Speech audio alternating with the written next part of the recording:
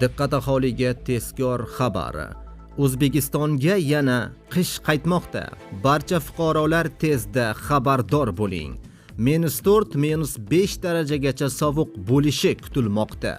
Assalomu alaykum, hurmatli tomoshabinlar. O'zbekistonda va jahonda sodir bo'layotgan so'nggi va dolzarb xabarlarni o'tkazib yubormaslik uchun hoziroq kanalimizga obuna bo'lib, like tugmachasini ham bosib qo'yishni unutmang.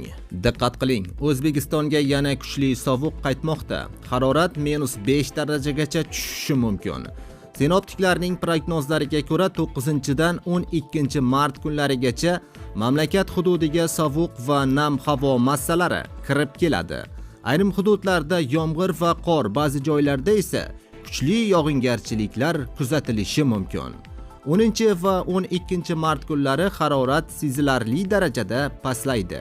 Kechasi ayrim joylarda termometrlar -10 darajagacha, kunduzi esa taxminan -3 darajagacha sovuq bo'lishi kutilmoqda. Aholiga issiqroq kiyinishi, isitish tizimlarini o'chirmaslik va yo'llarda muzlama ehtimoli tufayli ehtiyotkorroq bo'lishi tavsiya etilmoqda.